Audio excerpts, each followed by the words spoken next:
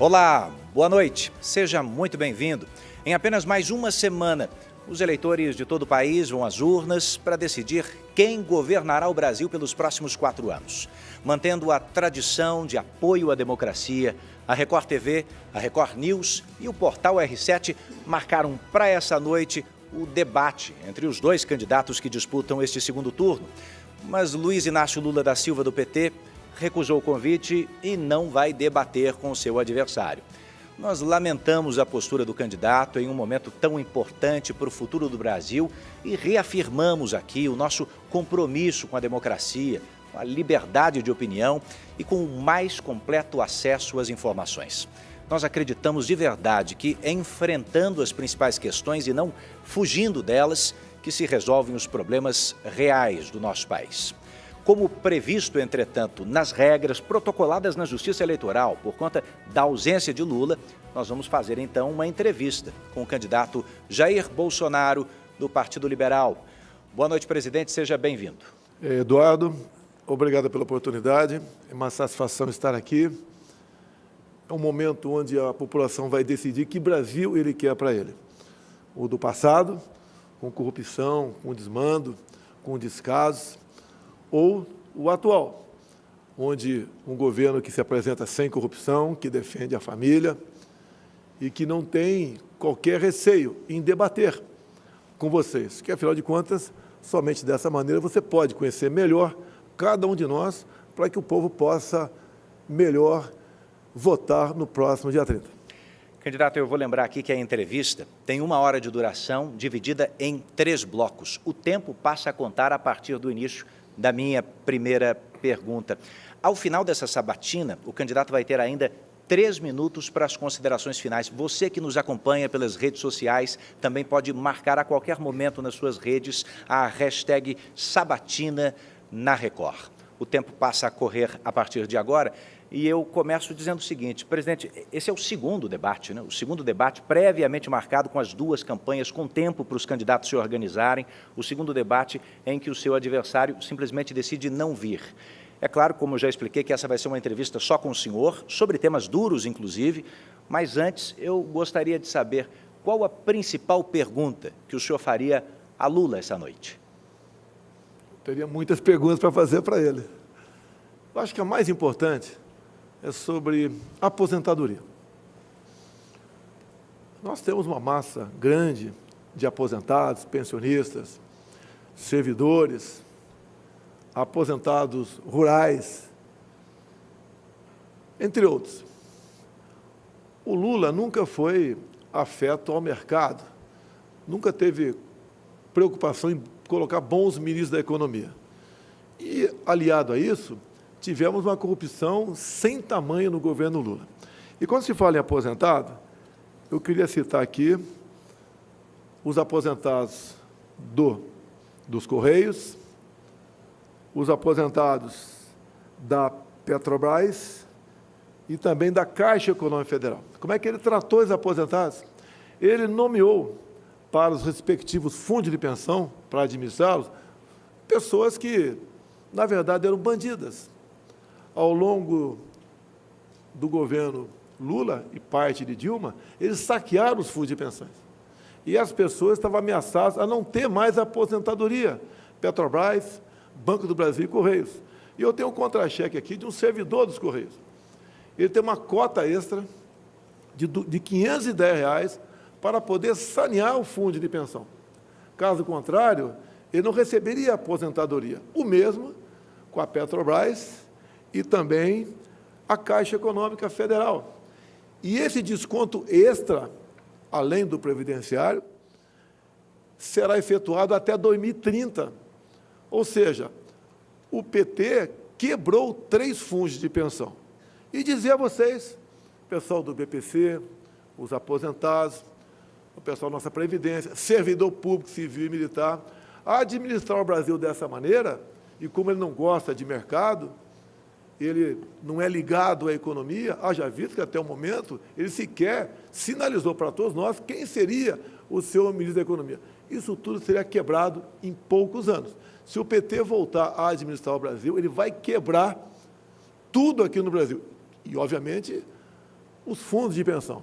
Obviamente, o dinheiro que nós arrecadamos para pagar você, aposentado rural, você, aposentado do INSS, você, servidor público, civil e militar. E eu perguntaria para ele, Lula, você não deveria estar em casa, já que você foi agraciado por amigo lá do Supremo Tribunal Federal? Você não tem vergonha de deixar esse legado para nós e estar disputando uma eleição novamente? Presidente, que avaliação o senhor faz da atitude do ex-deputado Roberto Jefferson, hoje pela manhã, que recebeu a bala agentes da Polícia Federal que tentavam efetuar a prisão dele depois das ofensas à ministra Carmen Lúcia do Supremo e também do descumprimento das medidas que definiam a prisão domiciliar dele? Eu pergunto, o senhor teme que isso respingue negativamente na sua campanha? E mais, o que é que o senhor diria ao eleitor que insiste em apoiar atitudes como a do ex-deputado? Olha, tão logo tomei conhecimento, foi feito contato com o ministro da Justiça, que é um delegado da Polícia Federal, Anderson Torres, para que ele acompanhasse o caso, se deslocasse para perto do episódio, como ele foi para Juiz de Fora, e disse para ele que o tratamento dispensado ao senhor Roberto Jefferson deveria ser o de bandido, porque quem atira em policial, bandido é. E, obviamente, eu não poderia falar nada mais com a imprensa, porque a captura do Roberto Jefferson estava em andamento. Obviamente, se eu tivesse falado qualquer coisa mais cedo para a imprensa, a não ser uma nota que eu dei nos meus tweets, tá, eu poderia estar comprometendo o bom andamento da operação. Obviamente, tem gente aí, em especial outro candidato, o Fujão, que a gente poderia estar combatendo aqui, quer tirar proveito político disso. Primeiro, diz que o Roberto Jefferson coordena a minha campanha e é meu amigo. Ele não coordena a minha campanha. E não tem nada de amizade. Tanto é verdade que agora, em meados de setembro, ele entrou com uma queixa-crime contra o Superior Tribunal Militar, contra a minha pessoa e o do senhor ministro da Defesa por prevaricação. Ou seja, quem me processa não pode alguém achar que ele é meu amigo. O que ele fez, o que ele queria aqui, o que ele está querendo, buscando da justiça militar, são questões ligadas ao autoritarismo, e o nosso governo não se presta a isso. Agora, no mais, eu quero deixar bem claro, repudio também a maneira como o Roberto Jefferson se referiu à senhora ministra Carmen Lúcia. Nenhuma mulher deve ser tratada dessa maneira. Agora, deixo claro, a jornalista Bárbara Gância, jornalista, ofendeu a minha filha no dia do aniversário, no dia que ela estava completando 12 anos, com um palavreado mais forte ainda do que o Roberto Jefferson se referiu à senhora Carmen Lúcia. Também, há poucos dias, a senhora Sâmia Suragi, procuradora-geral do Estado de Alagoas, se referiu à primeira-dama, minha esposa, Michele Bolsonaro, como vagabunda. Ou seja, nós somos vítimas do crime de ódio dessas pessoas, e não o contrário, como o Fujão aqui deixa transparecer e me ataca de forma caluniosa. Nós não passamos pano para ninguém, diferentemente do Lula, que quando Roberto Jefferson delatou o Mensalão, delatou inclusive José Dirceu, o Lula simplesmente passou pano para tudo isso. Nós não somos amigos, nós não temos relacionamento e tratamento para pessoas que são corruptas ou agem dessa maneira, como o Roberto Jefferson agiu, xingando uma mulher e também recebendo a bala policiais, o tratamento que será dispensado pelo governo Jair Bolsonaro será de bandido. Assim foi feito, ele foi detido agora, final da tarde, e já encaminhado para a Superintendência da Polícia Federal do Rio de Janeiro. No mais, o Anderson Torres não participou, não foi a Levi Gasparian, e ele, a preocupação dele agora, como determinei, é cuidado com os dois policiais que foram vitimados por Roberto Jefferson. Como é que está a saúde deles e como nós podemos melhor acompanhar a recuperação desses dois policiais. Presidente, eu gostaria de insistir na questão dos ataques, mas entre as campanhas, se a gente perceber o número de eleitores que simplesmente decidiu não votar no primeiro turno, mais de 30 milhões de brasileiros, é muita gente. Nesse segundo turno, há uma parcela desse eleitorado preocupada com o nível do debate entre o senhor e o candidato Lula do PT. O TSE chegou, inclusive, a entrar no jogo, fazendo um apelo pelo fim dos ataques na TV. Eu gostaria de saber, o senhor se comprometeria com isso nessa reta final das eleições? Como é que o senhor classifica até aqui o nível desse embate? Não há nenhum ataque meu a outro candidato. As inserções que nós colocamos nas televisões em grande parte, vídeos do próprio Lula. Ele falando, por exemplo, que a questão do aborto é questão de saúde pública. Quando nós o chamamos de descondenado, é verdade. Quando nós falamos que ele foi condenado, que foi chefe de uma organização criminosa, isso é verdade. Quando o partido dele apoia a ideologia de gênero, é verdade. Nós não mentimos, nós não precisamos mentir para mostrar o caráter do fujão. É só falar a verdade.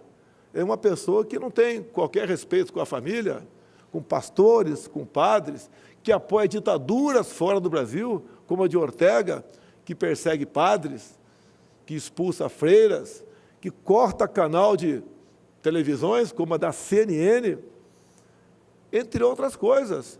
Isso não é baixar o nível, é mostrar a verdade do que foi o governo Lula. Mostrar a delação de Palocci, contando em detalhes como Lula recebia dinheiro até dentro do próprio avião presidencial, isso não é atacar o presidente. Mostrar a corrupção de várias estatais, como Petrobras, 900 bilhões de reais de endividamento, BNDES, 400 bilhões de reais. E quando se fala em BNDES, mostrar, em especial para o povo mineiro, que em Belo Horizonte não tem metrô, mas dinheiro nosso do BNDES, Lula mandou para Caracas, capital da Venezuela, lá tem um metrô maravilhoso. Mostrar para a população que o dinheiro do BNDES para fazer o Porto de Mariel em Cuba, Cuba se comprometeu em não pagando o empréstimo, ou não pagou, nos ressarcir em charutos. Isso é um deboche. Confesso, Edu, se eu não tivesse visto o contrato, eu não acreditaria. Então, nós não temos ataque, mostramos as verdades apenas do que aconteceu no governo do PT. Inclusive dizer que no meu governo, 21 e 22, tivemos a pandemia, lamentamos as mortes, mas o Brasil criou 3 milhões de empregos. Em 2015 e 2016, governo Dilma, que o Lula tinha uma tremenda participação, perdemos 3 milhões de empregos no Brasil. Isso é a maneira de administrar. Ele não administra, não é gestor, é um mandão, é um gastão. Tanto é que ele fala que vai acabar com o teto de gastos. Ou seja, é aquela pessoa em casa que vai falar, olha, eu vou gastar mais que o arrecado, se faltar dinheiro eu pego empréstimo, recorro à agiota, isso acaba um dia, leva à falência aquela pessoa. É a mesma coisa no Brasil. Se o Lula continuar administrando o Brasil como fez nos seus 8 anos e mais 6 de Dilma, o Brasil quebra. Um país riquíssimo fará com que o seu povo viva uma situação de miséria. Como, por exemplo, ele apoia o regime de Nicolás Maduro. E Maduro, juntamente com Chávez, né, que o antecedeu, quebrou a Venezuela. A Venezuela é o país mais rico do mundo em petróleo, e hoje é um país com o povo mais pobre do que o povo haitiano. Nós não queremos isso para o Brasil. Então, quando você fala em estilos, primeiro me acusam de tudo. Tudo eu sou responsável. Tudo tem um motivo para me acusar, para buscar o desgaste. E você, eleitor? Você vai simplesmente anular seu voto? Você está ajudando o Lula a ter mais votos nas urnas. É o momento de você decidir, fazer um filtro, quem está falando a verdade ou não. Nós estamos sempre mostrando fatos. E eu estou mostrando um fato gravíssimo. Ele quebrará o Brasil.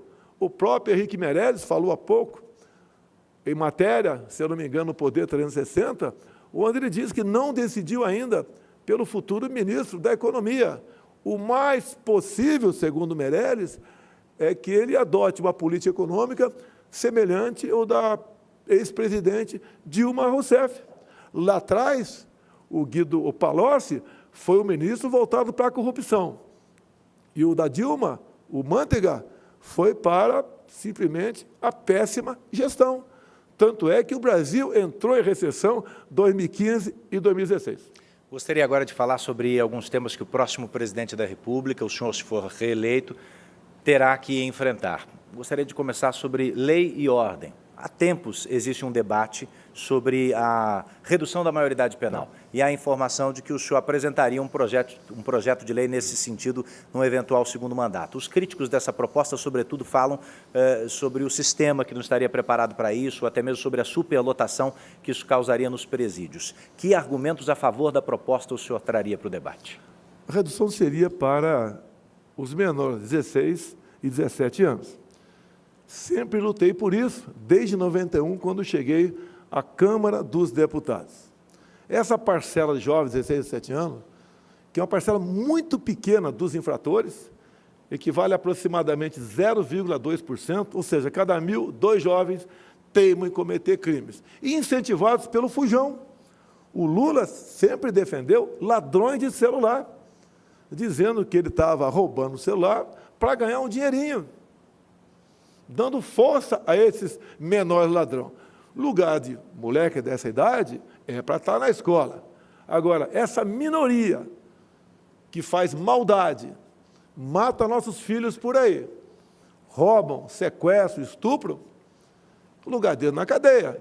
Se lá está muito cheio, é problema dele. Eu prefiro lá na cadeia cheia do que aqui fora cometendo crime. Agora, a grande maioria da garotada, 16, 17 anos, caso quisesse, e fosse aprovado nos testes, poderiam ter a sua carteira nacional de habilitação como prêmio.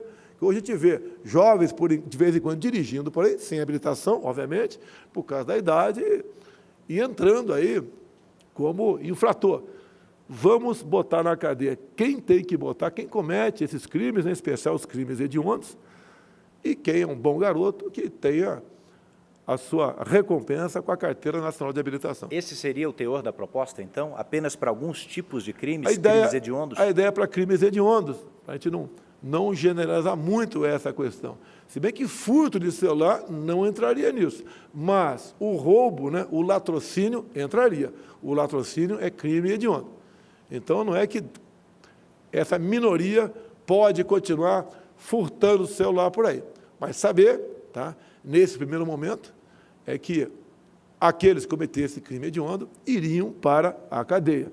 E aí entra aquele elenco de crimes hediondos que realmente, como tráfico de drogas, sequestro, roubo seguido de morte, os ladrões de celular, protegidos pelo ex-presidente Lula, protegido não, estimulado para ele cometer esse tipo de crime.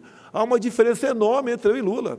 Quando alguém, né, comete algum crime, não interessa quem seja esse alguém, nós afastamos, nós incriminamos. Para eles, a lei. Já o outro lado, não. Ele passa pano, ele trata bem, como sempre tratou bem Roberto Jefferson e José Dirceu. Um delatou o outro. Roberto Jefferson contou com detalhes as roubalheiras que acontecia no Brasil, das malas que ele recebia dinheiro para comprar apoio parlamentar. E eu estava dentro da Câmara. Acompanhei tudo isso. Fui em várias sessões de CPIs, acompanhando o que estava acontecendo. Então, há essa diferença enorme entre eu e o Lula. Do nosso lado, a honestidade, a decência. 3 anos e 10 meses sem corrupção. E, se porventura acontecer, ajudaremos a investigar. Conosco, corrupção zero. Você pode notar claramente com números. Antes de mim, as estatais davam pequenos lucros ou até mesmo prejuízo. Conosco, só o ano passado, o lucro das estatais, por não permitirmos que ela seja roubada, chegou na casa dos 180 bilhões de reais. Essa diferença ia para o bolso de alguém, porque as estatais, todas, quase sem exceção, as indicações para a mesma eram políticas para atender interesses partidários, para o Lula e Dilma comprarem voto dentro do parlamento brasileiro.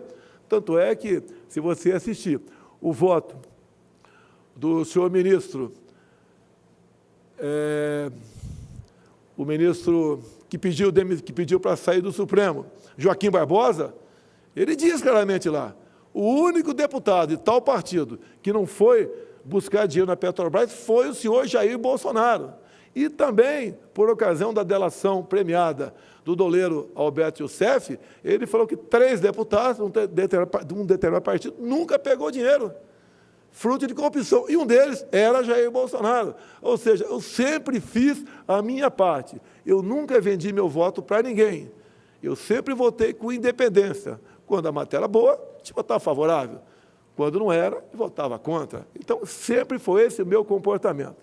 E dizer ao Lula que a forma como ele governou o Brasil, comprando apoio parlamentar, entregando estatais, fundos de pensões, ministérios e bancos oficiais em troca de apoio político, repito, é o que levou o Brasil a mergulhar no maior escândalo de corrupção que se tem notícia em todo o globo terrestre. Bom, eu falei agora há pouco sobre crimes praticados por menores, trouxe aqui o assunto da redução da maioridade penal. Agora, é difícil assistir a um telejornal hoje sem ver uma notícia sobre quadrilha do Pix.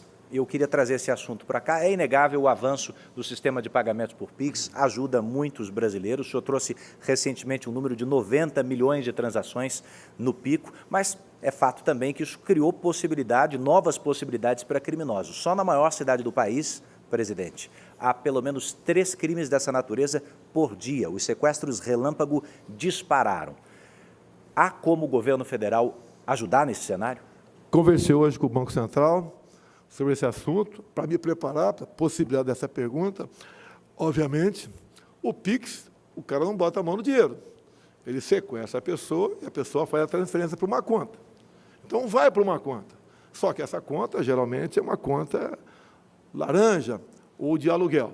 Então, o Banco Central vai desenvolver um sistema para que todo mundo seja identificado. Poderia ser, não vou dizer que vai ser. Ao você abrir uma conta, que tire uma fotografia sua, você pode mandar pelo Zap para lá até, né? E de modo que essas contas ditas laranja vai ter a fotografia de alguém. Não é possível fraudar isso também? É possível também, mas você começa a fechar o cerco. Agora, deixo claro, não se compara Pix com caixa eletrônico. Você não tem mais o dinheiro em papel no bolso, melhorou bastante. O Pix você pode programar também para ter um limite de saque diário. Isso muita gente já faz isso daí.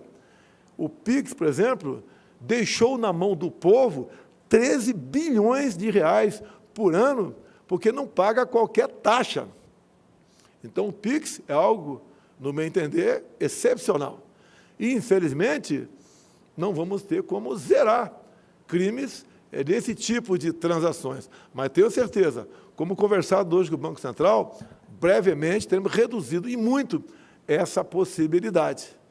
Então, veio para ficar, os Estados Unidos quer o nosso Pix, outros países querem também, como a Colômbia, não sei agora com o novo presidente lá, talvez não queira mais, que o negócio dele é liberar cocaína, ele é amigo do Lula também, que poderia estar discutindo esse assunto comigo aqui. Ou seja, o Pix realmente veio para ficar e nós temos certeza que ele será aperfeiçoado e a população não quer mais falar em fim do Pix.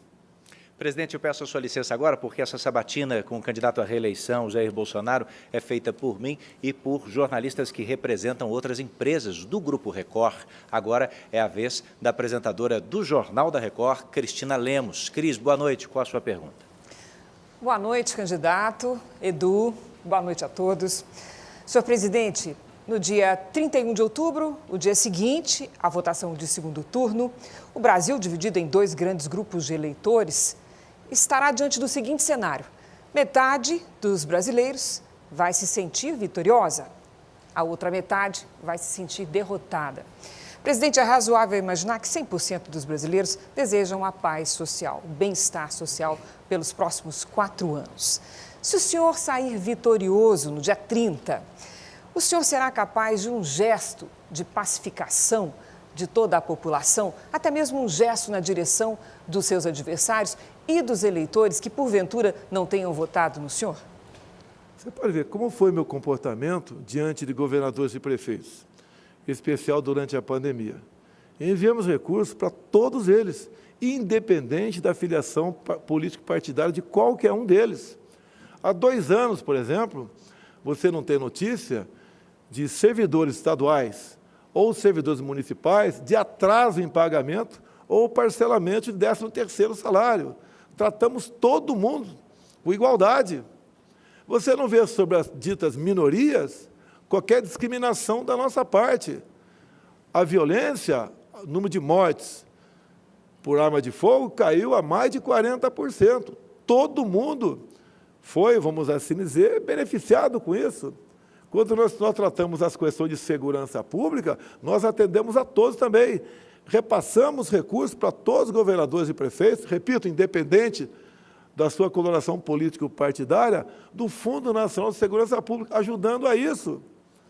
Essa é a nossa política de tratar todo mundo com igualdade.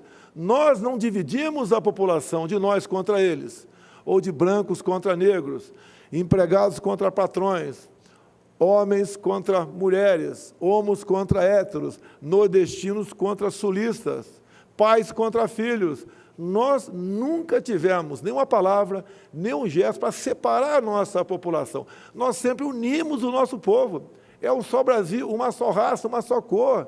Tanto é que o orgulho enorme que eu tenho, e com toda certeza muitos de vocês, cada vez mais vê o nosso povo usando a bandeira verde e amarela. Até aqueles que estavam usando bandeira vermelha, aos poucos estão vindo para o nosso lado. As cores da nossa pátria, do nosso Brasil.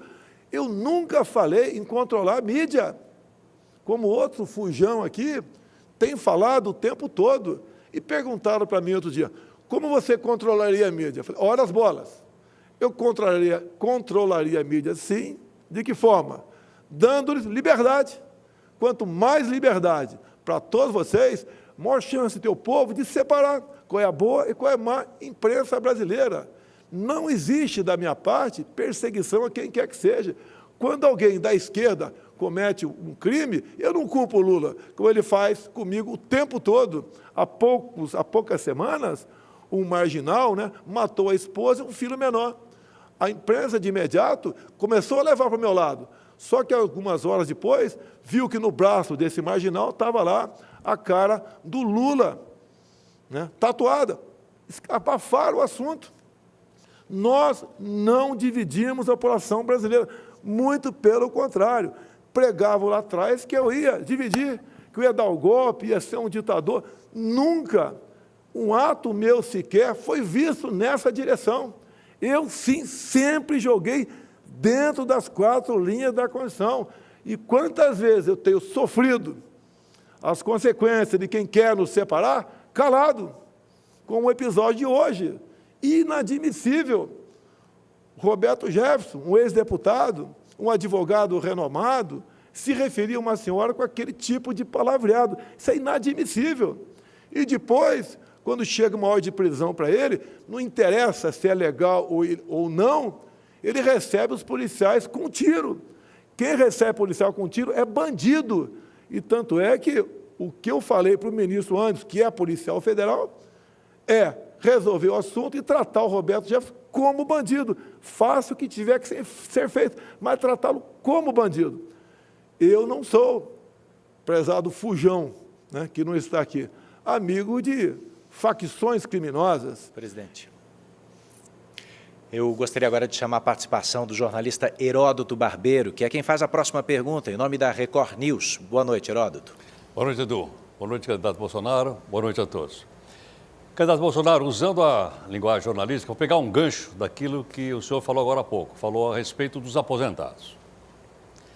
A maioria esmagadora dos aposentados do Brasil, mais de 22 milhões, recebe um salário mínimo, um único salário mínimo. E o salário mínimo também é uma base fundamental para as pessoas que têm carteira assinada e ganham um salário mínimo. Eu gostaria de saber se no seu programa de governo, portanto, olhando para frente, não olhando para trás, como é que esse salário mínimo vai ser tratado no seu programa de governo? E a segunda parte da pergunta, se eles podem contar também, além do reajuste, de algum ganho real, portanto, um pouquinho acima da inflação, como já aconteceu no passado. Heródoto, eu peguei o Brasil com sérios problemas éticos, morais e econômicos. Veio uma pandemia pela frente depois, uma crise hídrica, uma guerra lá fora. Mesmo assim, nós arrumamos a nossa economia. Eu tenho um ministro da Defesa chamado Paulo Guedes, que é reconhecido fora do Brasil. Os números da economia nossa realmente são de fazer inveja para a grande maioria dos outros países. O que ele declarou há poucos dias? Que nós daremos, sim, um aumento acima da inflação para o salário mínimo, para os aposentados e para os servidores. Eu acredito no ministro Paulo Guedes. E olha só, durante a pandemia, quando obrigaram o povo a ficar em casa, contra a minha vontade, nós atendemos a 68 milhões de pessoas com o auxílio emergencial. E as mulheres com o dobro desse valor, que era de R$ 600. E o Brasil não entrou em crise. Não tivemos aqui a disparada do dólar ou a queda da nossa bolsa. Ou seja, o Paulo Guedes construiu tudo isso para atender aos mais humildes, aos mais necessitados, dentro da responsabilidade fiscal. Se ele falou isso agora, eu tenho certeza que ele tem meios e sabe como botar em prática esse reajuste acima da inflação para aposentados, para pensionistas, para servidores, para militares e para os aposentados também rurais, que é um número enorme que temos no Brasil. Repito, se o PT continuar a administrar o Brasil, pode ter certeza, vocês todos, em especial aí os aposentados rurais, vão perder a sua aposentadoria. A próxima pergunta, representando o portal R7, é do jornalista Tiago Nolasco. Boa noite, Tiago. Edu, presidente, boa noite a todos que estão nos assistindo também. Uma crítica que tem sido feita nessa campanha de segundo turno é se falar pouco da economia para os próximos 4 anos. O principal adversário do senhor, o ex-presidente Lula, fala em um Estado maior, sem privatizações. O senhor e o ministro Paulo Guedes defendem um Estado menor, com privatizações. Eu queria saber se nos próximos anos é possível manter crescimento econômico, queda do desemprego e também uma inflação menor, já que é isso que influencia na vida da população no dia a dia. Ô, Nolasco, nós completamos o 3º mês com deflação. Em grande parte, o preço dos combustíveis, que nós não demos uma canetada obrigando a Petrobras a reduzir o preço da refinaria. Nós fomos em cima dos impostos. Nós botamos um teto para o ICMS. Não foi apenas para o imposto estadual da gasolina, foi também para a energia elétrica. O pessoal teve a redução de preço de energia elétrica. Foi para as telecomunicações e para o transporte também. Deixo claro que quando nós votamos isso no parlamento, lá no Senado, todos os senadores do PT foram contra a redução do preço dos combustíveis. Todos. Que partido é esse, senhor Fujão, que vota contra os pobres? Também não é só isso. Nós zeramos todos os impostos federais dos combustíveis. O gás de cozinha já tínhamos zerado lá atrás. E dizer mais, durante a pandemia reduzimos muitos impostos e zeramos outros. Há poucas semanas ou meses, um decreto meu, mas foi feito lá no Ministério da Economia, nós reduzimos 35% do IPI de 4.000 produtos. E o Brasil está arrecadando mais. Falei para o Paulo Guedes, né, quem entende economia é ele. Paulo, parece que a curva de Laffer estava no retrovisor. Nós tínhamos passado por ela. Porque no passado aumentaram tantos impostos que acabava se arrecadando menos. Fizemos o caminho inverso. Isso, segundo o Paulo Guedes, a questão do IPI vai ajudar a reindustrialização do nosso país. Paralelamente a isso, criamos a Lei da Liberdade Econômica em 2019. Rapidamente, um pequeno exemplo. Uma senhora queria abrir um salão de beleza, um senhor ali queria abrir uma oficina mecânica e entrava com pedido de alvará. Muitas prefeituras, esse alvará era negado ou tinha que ser negociado. Hoje ele entra com pedido de alvará, se em 30 dias a prefeitura não responder, ele vai abrir, ou ela vai abrir o seu comércio. É a liberdade que nós estamos dando para a população trabalhar, correr atrás, se empenhar, abrir o seu próprio negócio. Também para os empresários, nós simplificamos milhares de normas regulamentadoras. Hoje nós somos o 7º país mais digitalizado do mundo, que tem ajudado na criação de empregos para todo mundo, em especial aos mais jovens.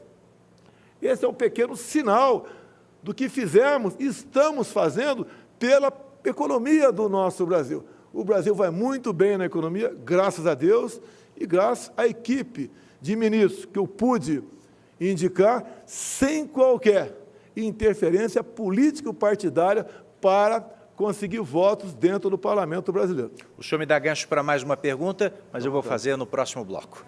Esse foi o primeiro bloco da sabatina da Record TV, da Record News e do portal R7, com o candidato à reeleição Jair Bolsonaro, do Partido Liberal. Como você já sabe, hoje seria a noite de debate, um debate importante, mas que infelizmente não acontece porque o candidato do Partido dos Trabalhadores, Lula, do PT, decidiu não comparecer. Depois do intervalo, a gente volta com a continuação da entrevista com Jair Bolsonaro. Você pode marcar a hashtag nas suas redes sociais, Sabatina na Record. Eleições 2022, o voto na Record.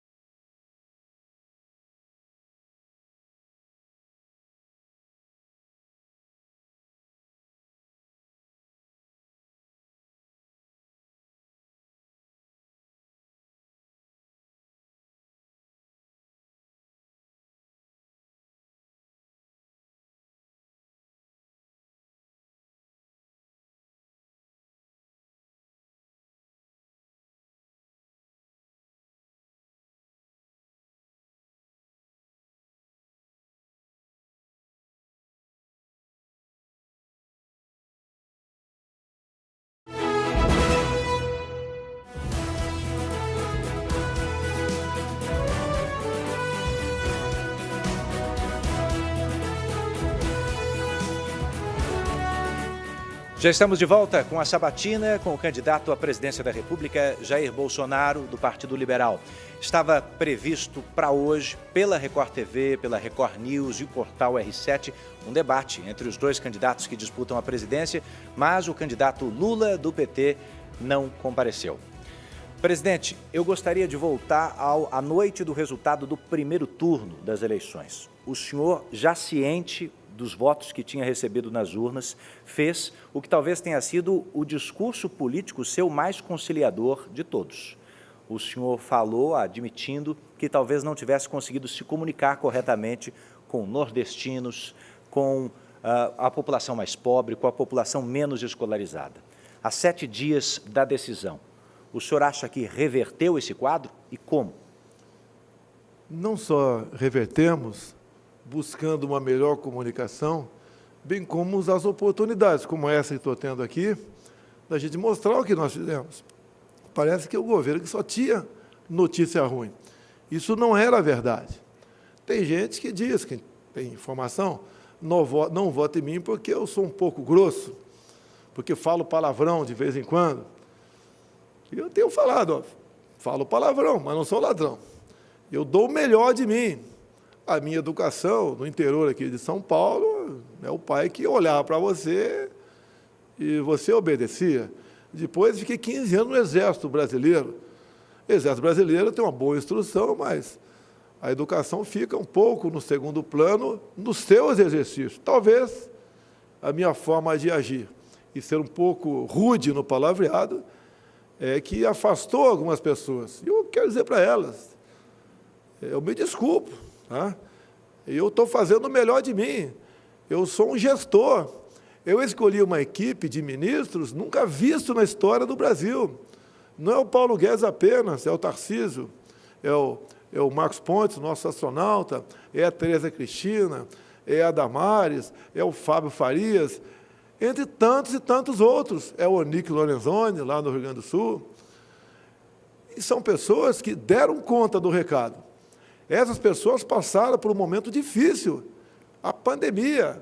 Nós demos conta do recado. O outro lado, que não é acusado disso, enquanto esteve no governo, só praticou corrupção. Até durante o meu governo, o consórcio do Nordeste, do senhor Carlos Gabas, ex-ministro Dilma Rousseff, desviou 50 milhões de reais. Com a conivência de Rui Costa, ex-governador da Bahia. Ou seja, tivemos nordestinos morrendo por falta de ar, porque dinheiro que era para comprar respirador não foi comprado, foi desviado. Inclusive, dinheiro gasto em loja de maconha. E, lamentavelmente, a CPI não quis investigar isso daí. Então, muitas vezes, toma conhecimento dessas notícias e se exalta. E daí fala um palavrão ou outro. Me desculpa, pô. Mas é a minha indignação. Muita gente se preocupa apenas com o que eu falo e não com o que eu faço. Olhe o Brasil como está. Compare o Brasil com o resto do mundo, em especial com alguns países aqui na América do Sul, como a Colômbia, Venezuela, Argentina, Chile, mas lá na região central ali, a Nicarágua. Esses presidentes todos são amigos de Lula. Todos não têm nenhum respeito com a família, nenhum respeito com o dinheiro público. Pegaram os seus países e afundaram os seus países. Chile e Colômbia estão passando um momento difícil na economia há poucos meses da assunção dos seus respectivos ministros. E lá eles falam manso, falam bonito até, são bastante afáveis. Mas, na prática, quem sofre é o povo com um comportamento manso, mas, na verdade, com ações terríveis para todo mundo. Eu peço a vocês, vocês não estão elegendo um presidente num desfile de etiqueta ou de moda. Sou eu, estou aqui para servir a minha pátria. Sempre tive orgulho da minha vida de militar, servir a pátria, fardado, e agora estou servindo a pátria de paletó e gravata. Esse é o meu compromisso. Olha como é que está o Brasil. Você vai, por exemplo, anular seu voto? Porque eu falo um pouco grosso, eu nunca paguei vexame em nenhum lugar do Brasil. Um palavrão ou outro acontece aqui dentro. Escorrega. Lamento, peço desculpas mais uma vez, mas procuro acertar. E quando erro, me desculpo também. Não tenho compromisso com erro. E eu sempre quis o melhor da minha pátria. E tenho certeza, se Deus, novamente, me der a honra de ser presidente da República, vamos melhorar mais ainda o nosso Brasil. Se passamos bem por pandemia, crise de falta d'água e guerra lá fora, imagine agora, com a economia ajustada, o que faremos nos próximos 4 anos. Me permite falar de gastos públicos, presidente. Críticos ao seu governo dizem que, neste momento, o senhor está pesando demais a mão na máquina pública na reta final da eleição e criticam a possibilidade de empréstimo consignado com o uso do Auxílio Brasil ou até mesmo depósitos futuros do FGTS para a compra da casa própria. O senhor que já criticou o Partido dos Trabalhadores, segundo o senhor, por endividar estudantes universitários, também não estaria, nesse momento, endividando a família brasileira? Nós estamos num período pós-pandemia. Lá atrás, em segundo plano, era dar um curso superior para o jovem. A intenção era atender aos conglomerados de universidades privadas com recursos do FIES que saíram do Banco do Brasil e da Caixa Econômica. E nós agora salvamos essa garotada. Mais de 1 milhão de jovens tinham dívidas impagáveis com o FIES. Mandamos o projeto para o Congresso. O Congresso aperfeiçoou esse projeto. E hoje em dia você pode negociar a sua dívida do FIES junto à Caixa ou Banco do Brasil por aplicativo. E essa anistia chega até 99%. Quando nós acertamos a questão do consignado para o pessoal do Auxílio Brasil e do BPC, foi uma maneira de tirá-los das mãos de agiotas. Pode, inclusive, fazer um acerto com a Caixa Econômica Federal, a Caixa compra essa dívida de vocês e vocês vão pagar um juros menor. Nós estamos tirando da inadimplência milhões de pessoas que vão recorrer, já estão recorrendo do consignado, repito, no Auxílio Brasil e também no BPC. Presidente, o líder do MST, João Pedro Stedley, disse recentemente que, caso Lula vença as eleições, deve acontecer uma retomada do Movimento Sem Terra. Eu gostaria de saber, primeiro, o senhor acredita nessa possibilidade e, segundo, a que o senhor acredita a queda de invasões durante o governo, do seu governo? Isoladamente, temos notícias de que o MST está se reorganizando. Eles estão tendo dificuldades, primeiro porque eu tirei dinheiro de ONGs que iam para eles. Tinha bancos oficiais nossos que, de forma indireta, mandavam dinheiro por ONG para essa turma do MST, para enriquecer João Pedro Stedley e José Rainha Júnior. Como é que nós tiramos a força do MST? Nós pegamos os assentados, que eram pessoas que tinham alguns hectares com eles, né, no assentamento, e eles eram usados pelo MST para invadir terra dos outros. Nós titulamos essas terras. Nós já demos 420 mil títulos, que é o registro, aquele documento que esse pessoal outrora do MST não tinha. E, ao fazer isso, nós demos dignidade a eles. Essas pessoas passaram a ser cidadãs de verdade, passaram a integrar de verdade a agricultura familiar, que nunca teve tanto apoio do nosso governo, de outros governos, como está tendo no nosso governo. E deixo claro, quando falo em mulher também, né, ou mulheres, esses 420 mil títulos, 80% deles foram para as mulheres. Nós entendemos que esse título, essa propriedade em nome da mulher, é uma garantia maior para os filhos e netos dos casais. Ou seja, tiramos a força do MST titulando terras. É isso que nós fizemos. Agora, vale a pena alguns números aqui. No governo Fernando Henrique, tínhamos uma invasão de terra por dia, em média. No governo Lula, 20 invasões por mês. No meu governo, 5 por ano. Tanto é que há 3 anos e 4 meses, vocês não têm notícia de invasão de terra. Levamos paz para o campo. Acabamos com a violência, em grande parte, no campo. Porque tratamos com dignidade aquelas pessoas que o PT dizia que ia dar uma terra para ela e ela ia ser feliz, o que, na verdade, isso não aconteceu. E nosso governo, que pese toda a acusação que eles fazem contra a gente, em especial, agora há pouco nós discutimos, né, que eu sou um cara meio bronco, meio grosso, mas nós atendemos a população de verdade. Não temos palavras bonitas, nós temos ações concretas. A próxima pergunta é feita por Cristina Lemos. Cris. Presidente, Assunto é educação pública. O setor de educação representou dificuldades na sua gestão. O senhor teve que trocar de ministros sucessivas vezes, acabou causando desgaste para o senhor e acabou criando também um ambiente de hostilidade entre grande parte dos gestores de educação do país. Se o senhor tiver o seu mandato renovado nas urnas agora no domingo, uma oportunidade eventualmente de fazer diferente, o senhor pretende fazer um gesto na direção desse setor? Qual será o perfil do seu ministro da Educação? E, neste caso, qual o setor da educação que o senhor vai privilegiar? Educação básica, superior, educação média? É educação básica. Se você não tiver um mínimo, você não evolui. Nós criamos a Secretaria de Alfabetização. Nós criamos também um programa chamado Tempo de Aprender.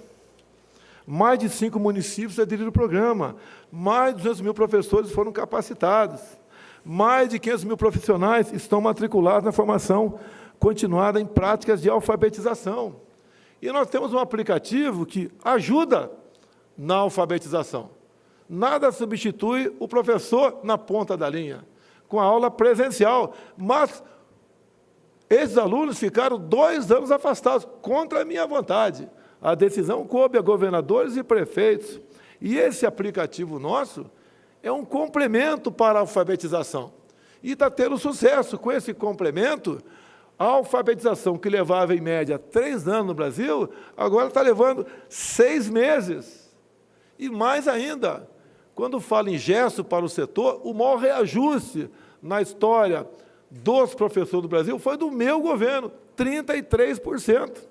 Deixo claro que muitos nos procuraram para dar 10%. E como tínhamos recurso para isso, demos o 33% a eles. Também começamos a investir em escolas cívico-militares, como, por exemplo, Bagé. O prefeito de Bagé tem, hoje em dia, 3 escolas cívico-militares. E quer mais? Há uma vontade enorme dos pais em botar os seus filhos nessas escolas, porque lá tem hierarquia, tem disciplina, se cobra dever de casa, se exige respeito e responsabilidade por parte dos alunos, canta o hino nacional, chama o professor de senhor e a professora de senhora. Então, a forma como nós estamos tratando o ensino fundamental é que vai ser a marca do meu governo. E já está pronto para ser inaugurado aqui em São Paulo também o 14º Colégio Militar. Eu espero, como havia prometido lá atrás, não conseguir cumprir a promessa de termos um colégio militar em cada capital de estado que não o tenha. Em São Paulo, conseguimos fazer as duras penas, mas tenho certeza que os colégios militares, associados às escolas militarizadas também da Polícia Militar, como exemplo que nós temos em Goiás e Estado do Amazonas, nós recuperaremos a nossa educação. E todo mundo só pode ir para frente se tiver uma boa educação de base. Vamos agora ouvir a pergunta do jornalista Heródoto Barbeiro. Candidato Bolsonaro, o contribuinte brasileiro paga 34% de carga tributária. Quer dizer que para cada R$100 que a gente ganha, 34% a gente paga de imposto. É 34% do PIB. Esse ano, segundo o impostômetro, nós já pagamos mais de 2.230 bilhões de reais de impostos. E as pessoas dizem que o serviço não é bom. Reclamam de vários serviços, pagam e não têm um serviço de qualidade. Queria perguntar o seguinte, no seu plano de governo, como é que isso é tratado? Tem uma solução para isso? Tem uma diminuição de carga tributária aí no seu plano de governo? Tem. Repito, nós fomos prejudicados com a pandemia. Só em 2020 gastamos 720 bilhões de reais. Passamos dificuldades. A nossa folha vegetativa tem crescido. A nossa dívida externa é monstruosa, acima dos 6 trilhões de reais. E são coisas que não dá para resolver de uma hora para outra. Mas esses números, esses desembolsos, esses pagamentos, têm diminuído com o governo Paulo Guedes, que eu considero a economia um governo. Então, nós temos feito a nossa parte. O Paulo Guedes quer, em proposta enviada ao Congresso, por exemplo, isentar de imposto de renda quem ganha até R$5.000. Então, essas propostas são bem-vindas. A carga tributária realmente é enorme no Brasil. Lamento, é uma herança que nós temos e nós temos obrigação de manter esses contratos e não deixar a economia desequilibrar. Também, o que o Paulo Guedes tem feito, repito, diminuindo a carga tributária, como os combustíveis, como o IPI de 4 mil produtos, entre outros. Então, nós estamos ajudando, até de forma indireta, né, diminuir o peso do Estado para com a população. E dizer mais, nós não abrimos quase concurso público nos nossos anos. Não é por maldade, é porque o Estado, cada vez mais, tem dificuldade de honrar suas folhas. A gente quer, muitas vezes, dar um bom reajuste e não consegue. Se bem que a promessa do Paulo Guedes, dar um reajuste pelo menos igual à inflação. Ou melhor, dar um reajuste acima da inflação para o ano que vem. Quando eu assumi, deixo claro, cortamos 30 mil cargos em comissão. Demos exemplo, cortamos na própria carne. Outro partido tinha isso lá, né, quando governava o Brasil, e até cobrava 30% dos comissionados para o respectivo fundo partidário. Usavam a máquina inchada para arrecadar para o fundo partidário. Nós fizemos diferente. Nunca cobrei 1 centavo, 1% ou 0,1% de servidor comissionado para o meu partido. Então, esse exemplo que estamos dando, dá para resolver? Vamos resolvendo. Desculpe o gerúndio, não tem outra explicação. Aos poucos, nós chegaremos lá. Temos investido muito em pesquisa e desenvolvimento, com o Marcos Pontes. Um país que não desenvolve isso está condenado a ser escravo de outro país. Está olhando aqui o Edu para eu encerrar a conversa. Então, estamos buscando maneira de produzir mais, de fazer mais negócios com o mundo, como o nosso agronegócio, que é um exemplo para o mundo todo, tem feito. Bom, em nome do Portal R7, a pergunta agora é do jornalista Tiago Nolasco.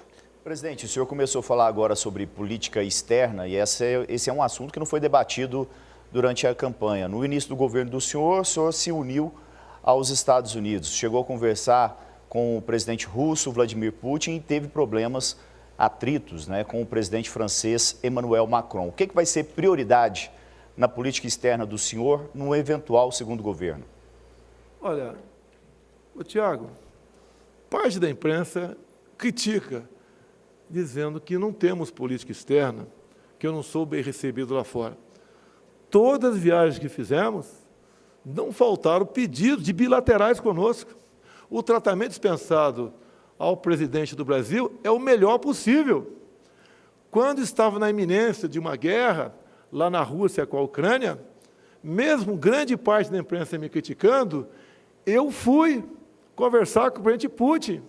Ficamos por 3 horas conversando. E dá para imaginar o que 2 chefes de Estado podem conversar ao longo de 3 horas. Tudo o que acertei com ele está sendo cumprido. Estava eu presente, ele, o meu intérprete e 2 pessoas da parte dele. Como, por exemplo, o não interrompimento do fluxo de fertilizantes aqui no Brasil.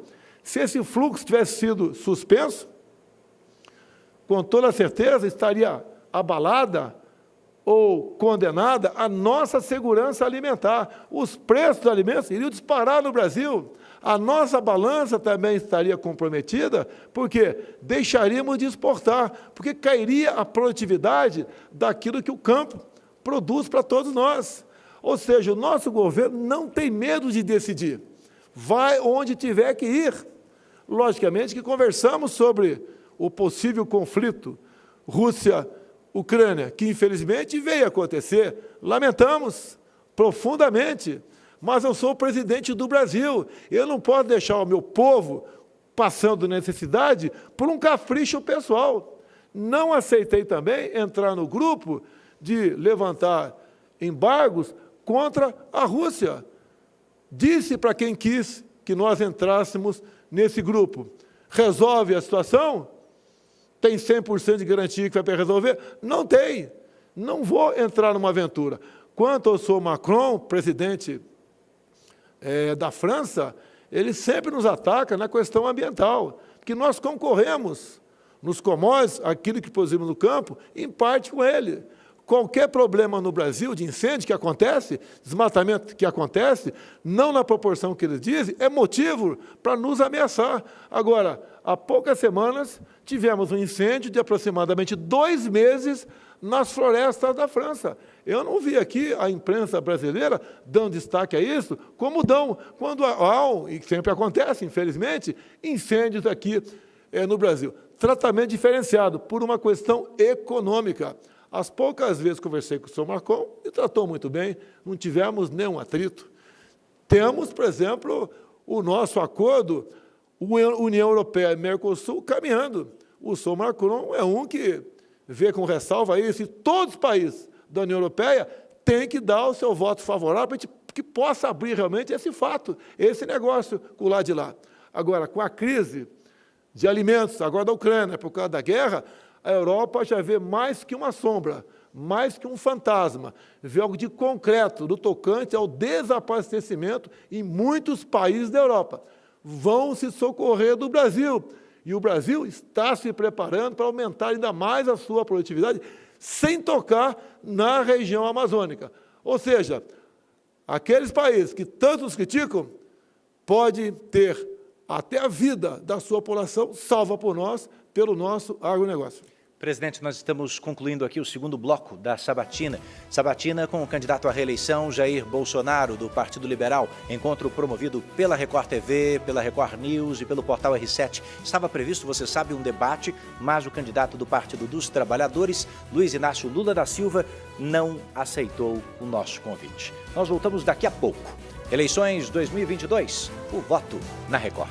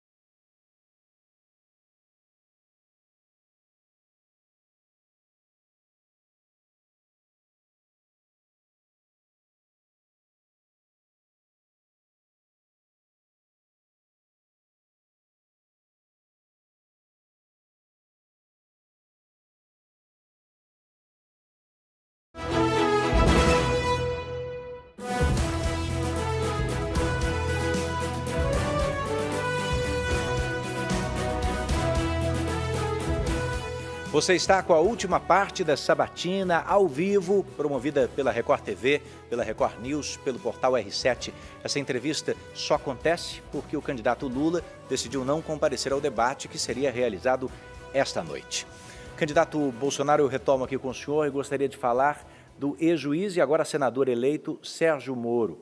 Ele que deixou o seu governo fazendo uma série de acusações, inclusive falando em interferência da Polícia Federal. Agora, ele declarou apoio ao senhor nesse segundo turno, foi visto inclusive com o senhor num debate. A pergunta é simples: alguma possibilidade, alguma chance de participação do ex-juiz num eventual segundo governo seu? Ele não me pediu isso e nem eu ofereci. Conversamos sim, ele vai assumir o Senado, vai ter uma postura independente, mas estará aberto aos nossos anseios. Ou seja, restabelecemos uma amizade, partindo do princípio que o passado, desculpa aqui o pleonasmo abusivo, né, ficou para trás. Então, é isso que acertamos com o Sérgio Moro. E mais ainda, ele tem realmente uma memória sobre a corrupção, sobre Lava Jato, entre outras operações aqui de combate à corrupção no Brasil. Ele sabe tudo o que aconteceu. Há mais de uma centena de pessoas denunciadas. Ele participou, então, e tomou conhecimento do maior escândalo de corrupção da história do Brasil. E ele não quer a volta disso. E ele claramente tem dito que entre eu e o outro, o Fujão, realmente não há base de comparação. Repito, o passado ficou para trás, nos acertamos e vamos em frente. Acima de mim, presidente, acima do Sérgio Moro, senador, estão os interesses da nossa pátria. Tenho certeza que conviveremos muito bem, se Deus quiser, com uma reeleição para o bem do nosso Brasil. Ele, inclusive, tem participado por aí de vários momentos junto à imprensa brasileira, mostrando de o porquê nós devemos decidir por Jair Bolsonaro 22 no próximo dia 30. Um assunto que tomou a semana passada e ainda repercute nessa semana que vai começar, alguns veículos de imprensa foram proibidos pelo TSE de tratar de algumas questões envolvendo o seu adversário. A Justiça Eleitoral argumentou que havia ali notícias falsas ou um sistema de desinformação. Como é que o senhor avalia essa questão? Tivemos o caso Jovem Pan. Há 2 anos eu lancei um slogan: Deus, Pátria, Família e Liberdade.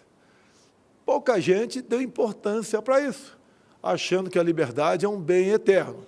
Tomaram conhecimento agora que a nossa liberdade está em risco. Agora, deixo bem claro, antes de qualquer crítica ao Tribunal Superior Eleitoral, que, no meu entender, decidiu equivocadamente sobre a censura junto à Jovem Pan, o processo que foi ajuizado lá foi assinado pelo Partido dos Trabalhadores. Ou seja, o PT está dando uma pequena demonstração de como seria um possível governo Lula no tocante à censura. E olha, Eduardo, o artigo 220 da Constituição, quando fala liberdade de expressão, é taxativo, que nenhuma lei pode ser criada para cercear o nosso direito de defesa, o de vocês, da imprensa, obviamente, sob qualquer pretexto. Lamentável a decisão do TSE, mas mais lamentável ainda o PT, que provocou o TSE com essa censura em cima da TV e rádio Jovem Pan. Presidente, o senhor tem tentado se descolar de qualquer ato de criação do chamado orçamento secreto. Eu gostaria de saber o seguinte: se o senhor tem essa popularidade, esse capital político numa eventual vitória no segundo turno, a minha pergunta é: o senhor está satisfeito com o orçamento secreto? Porque o senhor teria, em tese, condições, inclusive, de maioria no Congresso para redistribuir o controle desse dinheiro. Vai lidar como com isso? Eu perdi poder. Para esse ano serão aproximadamente 19 bilhões de reais, que quem vai distribuir pelo Brasil vai ser o relator. Ele pode achar que tem seus méritos tocante a isso. Eu penso de maneira diferente. Não é o poder pelo poder. Creio que nós possamos melhor distribuir esse recurso. O que é secreto nele é o nome, são os nomes dos parlamentares que indicam o recurso junto ao relator, o relator apenas notifica o respectivo ministro nosso e ele encaminha esse dinheiro para estados e municípios. Agora, quando falo em nomes, consegui aqui, entrego para você, se me permite, 13 nomes de petistas que usaram desse orçamento dito secreto. Eu falo dito que, na verdade, não tem nada de secreto. É uma lei que foi votada lá no Congresso, eu vetei a lei e o Congresso derrubou o veto.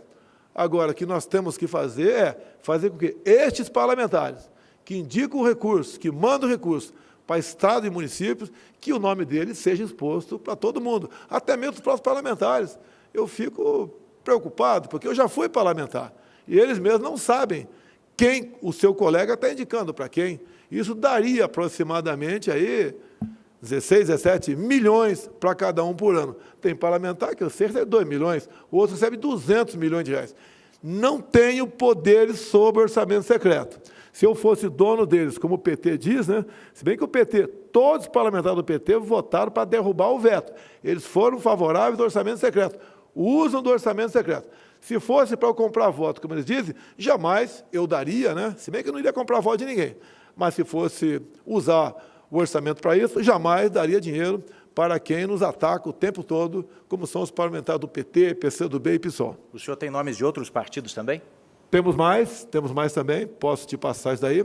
Não foi fácil conseguir isso, foi junto ao respectivo ministro nosso, que eles recebem o ofício do relator, mandando recurso para tal estado ou município. E conseguimos, com o trabalho, então, de cada ministro, levantar esses 13 nomes de petistas, para provar que o PT, o Lula, que me acusa de corrupção no orçamento secreto, os seus deputados têm participação e têm mandado recursos para o Estado em cima dessa rúbrica, na verdade, chamada de RP9, apelidado de orçamento secreto. Presidente, em menos de 1 minuto e meio, para o final dessa minha oportunidade de perguntar ao senhor, o senhor, um mês atrás, falou sobre como a Justiça Eleitoral teria criado dificuldades para a participação das Forças Armadas na apuração, na totalização dos votos. Minha pergunta é simples, o senhor teve ou não acesso às conclusões das Forças Armadas sobre esse relatório?